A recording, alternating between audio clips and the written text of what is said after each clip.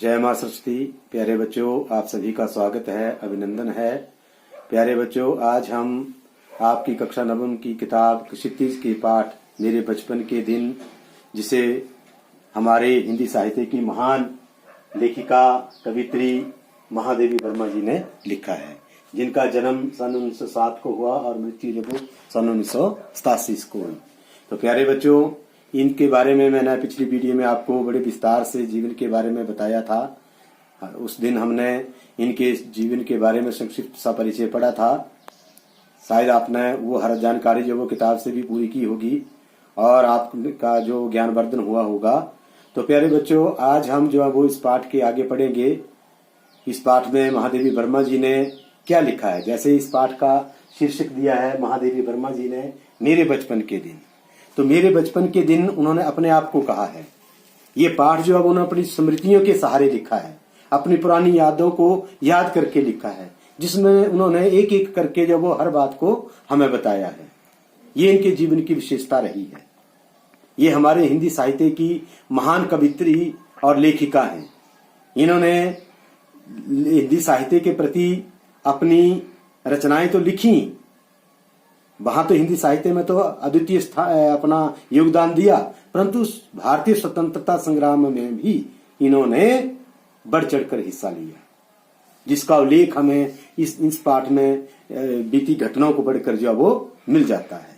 तो प्यारे बच्चों, महादेवी वर्मा जी के जीवन से हमें देशभक्ति की भावना जो वो उत्पन्न होती है और अपनी हिंदी भाषा के प्रति जो वो जागृति पैदा होती है।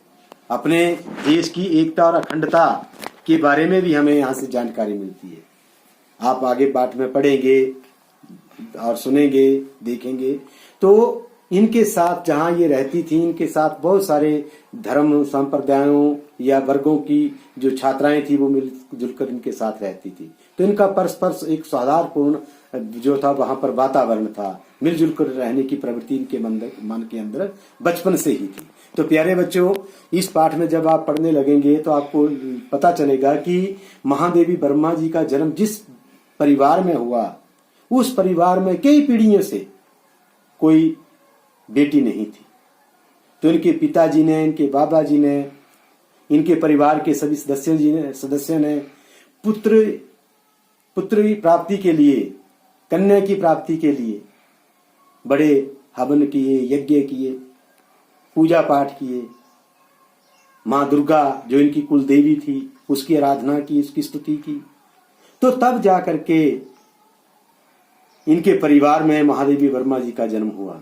तो इनको बड़े लाड प्यार से, बड़े अच्छे ढंग से जो था वो रखा गया, क्योंकि बड़े जमाने के बाद, बड़ी पीढ़ियों के बाद, बड़े समय के बाद जो था वो महादेवी वर्मा का जन्म हुआ था। तो इसलिए इनको वो सब नहीं सहना पड़ा जो उस समय की अन्य लड़कियों को सहना पड़ता था।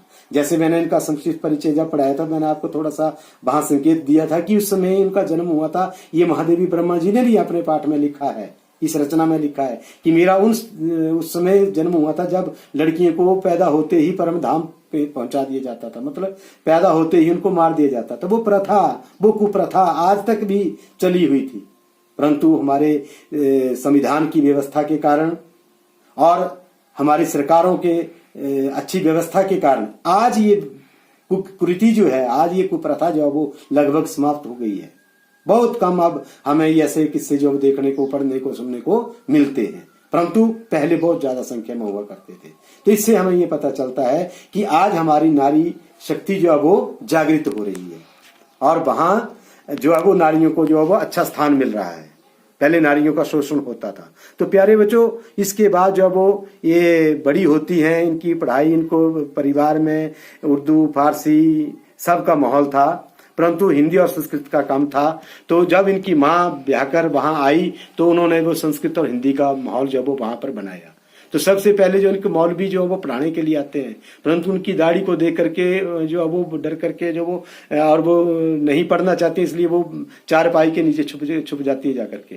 तो इस तरह से जो उन्होंने अपने बचपन की घटनाओं के बारे में हमें बताया। उसके बाद जो उनका दाखिला जो मिशन स्कूल में होता है, परंतु मिशन स्कूल में जो इनका वातावरण अलग सा होता है, वहाँ इनको वो वातावरण जो वो अच्छा नहीं लगता है और ये वहाँ रहना नहीं पसंद करते। उसके बाद कॉस्ब्रेथ स्कूल में जो वो इनका दाखिला किया जाता है, 5वें दर्जे में जो वो इनको दाखिला दिया जाता है, ठीक है। वहां पर जो उनकी पढ़ाई शुरू हो जाती है और वहां अपने परिवार को छोड़कर जो अब उनका छात्रावास में जाना पड़ता है। वहां अन्य लड़कियां भी हैं और उन्होंने सबसे प्रमुख वहां जो इनके साथ उनके कमरे में जहां 4-5 लड़कियां इकट्ठी रहती थी, वहां इनके साथ सुभद्रा कुमारी जी भी रहती थी, जो कि हमारे हिंदी साहित्य की महान साहित्यकार रही हैं, लेखिका रही हैं, कवित्री रही हैं।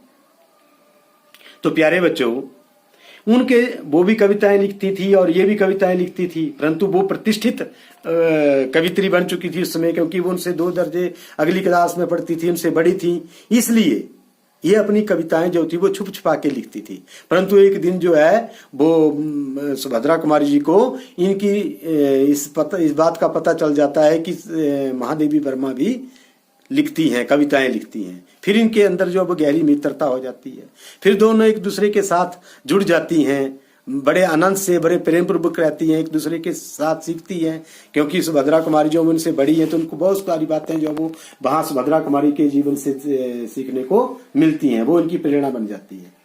हालांकि सुभद्रा कुमारी जो हैं वो कभी सम्मेलनों में या दूसरी जगह कविता पढ़ने नहीं जाया करती थी। उनकी जो कविताएं थी वो पत्र पत्रिकाओं में छपती थी। हालांकि महादेवी वर्मा जी की भी जो कविताएं थी, लेखनियां थी, रचनाएं थी, वो पत्र पत्रिकाओं में छपती रहती थी। परंतु महादेवी वर्मा जो है वो कवि सम्मेलनों में भी जो छोटी छोटी वहां पर सम्मेलन हुआ करते थे उनमें चली जाती थी और वहां उनको इनाम मिलते थे।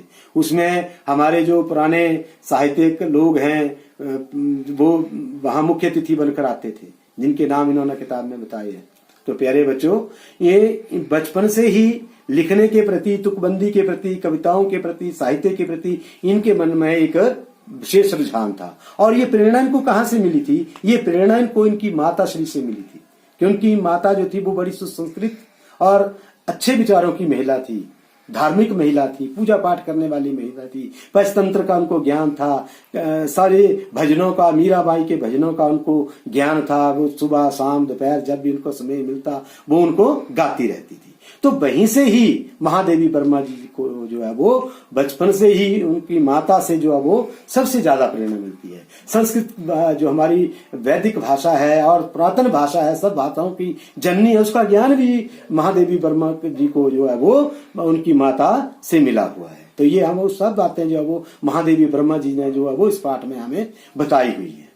तो प्यारे बच्चों, मैं ये चाहूंगा कि मैं बार बार आपसे कहता हूं कि आपने हमारी बातों को तो सुनना है, हम जो समझा रहे हैं उसको तो सुनना है, परंतु जो आपकी किताब में लिखा हुआ है आपने बच्चों उसको भी किताब से पढ़ना है, ताकि आपका जो है वो ज्ञान वर्धन हो सके।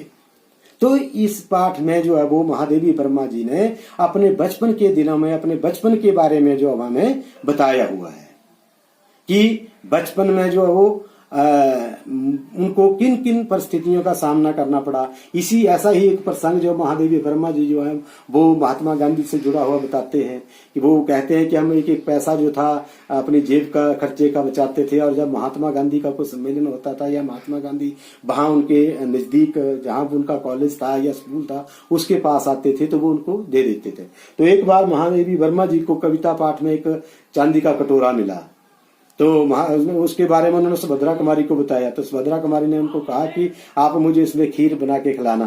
परंतु क्या होता है कि खुशी के मारे जो है वो उस कटोरे को लेकर के जो महात्मा गांधी के सम्मेलन में पहुंच जाते हैं, बड़ी आगे बढ़कर महात्मा गांधी जी को बताते हैं कि बापूजी देखो मुझे कविता पाठ में जो है वो कटोरा मिला हुआ है। तो महात्मा गांधी जी जो है वो उस कटोरे को अपने पास रख लेते हैं,